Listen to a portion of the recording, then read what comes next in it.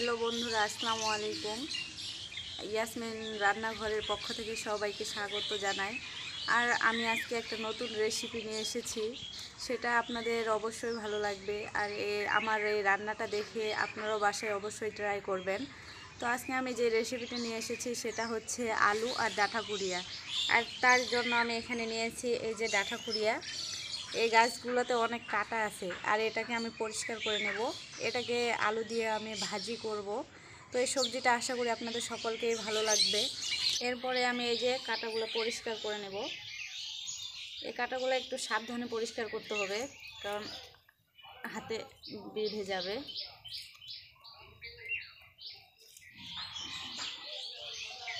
এই যে দেখুন, আমি পুরোটাই পরিষ্কার করে নিয়েছি। এই যে এইভাবে সবগুলোই আমি এখন পরিষ্কার করে নেব কাঁটাগুলো। এগুলো পরিষ্কার করার পর কত সুন্দর হয়েছে।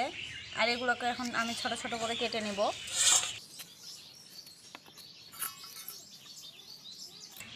এই যে এই সাইজ করে কেটে নেব সবগুলাই।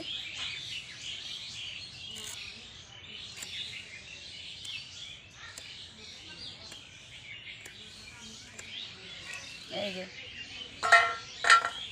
এগুলো কাটা হয়ে গেলে আলুগুলোকে আমি চিকন করে কেটে নেব।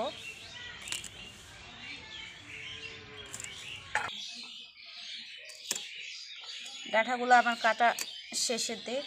আর এই পর্যায়ে আমি এখন আলুগুলো কেটে নেব।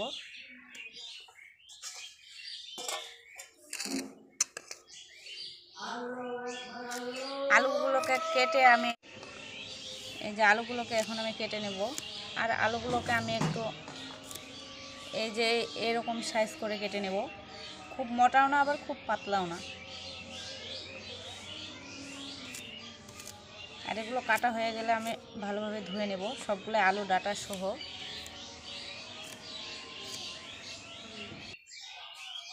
আমার আলুগুলো কাটা শেষ হয়ে গেছে।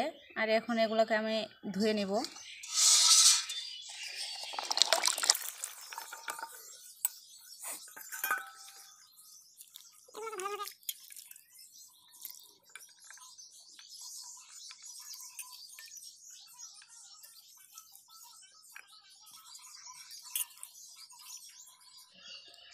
এগুলো আমার ধোয়া হয়ে গেছে। আর এখন এটাকে আমি রান্নার জন্য বসাবো। আমি চুলা ধরিয়ে দিয়েছি। আর এই পর্যায়ে আমি তেলটাকে একটু গরম করে নিয়েছি কড়াইয়ে। আর এখানে আমি মশলাগুলো আগেই রেডি করে নিয়েছি। পেঁয়াজগুলো ঝিরিঝিরি করে কেটে নিয়েছি, রসুনগুলোও, আর মরিচগুলো 4 ফালি করে কেটে নিয়েছি হলুদ, লবণ আর মশলা। এগুলোকে এখন আমি তেলে দিয়ে দিব।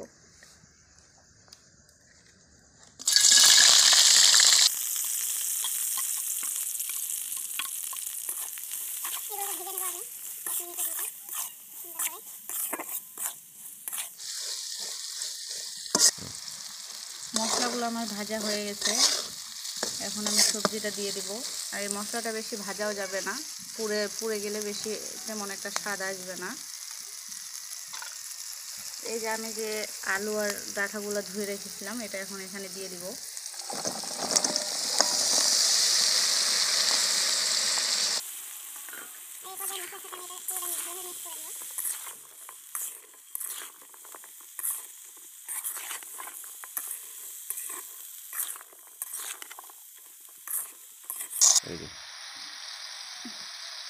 এখন এটাতে আমি একটু জল দিয়ে দিব আলুটা ডাঁটাটা সিদ্ধ হওয়ার জন্য। সামান্য একটু, বেশি দিলে আবার ভাজিটা তেমন একটা ভালো হবে না। আর এরপর এটাকে আমি ঢাকনা দিয়ে দিব 5 মিনিটের জন্য।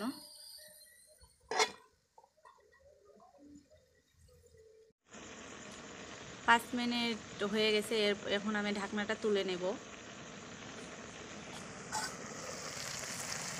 এর পর্যায়ে দেখুন, আমি সামান্য একটু পানি দিয়েছিলাম, আর এখানে কতটা পানি ছেড়ে দিয়েছে। ডাঁটাটা আলুটাও প্রায় অর্ধেকের মতোই সিদ্ধ হয়ে এসেছে। আর এরপরে এটাকে আমি আবারও 10 মিনিটের জন্য ঢেকে দেব।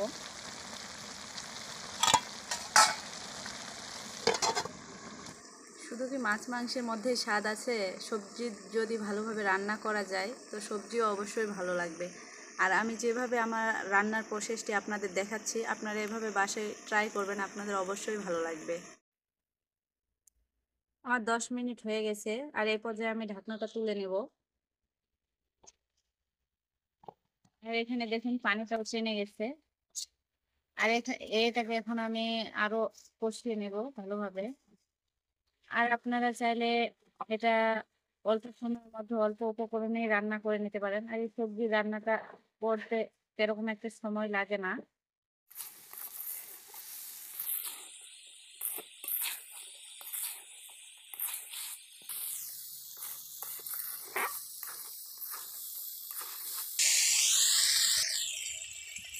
এ পর্যায়ে আপনারা লবণটা চেক করে নেবেন। আমি চেক করে নিয়েছি, একটু কম হয়েছিল, আমি দিয়ে দিয়েছি।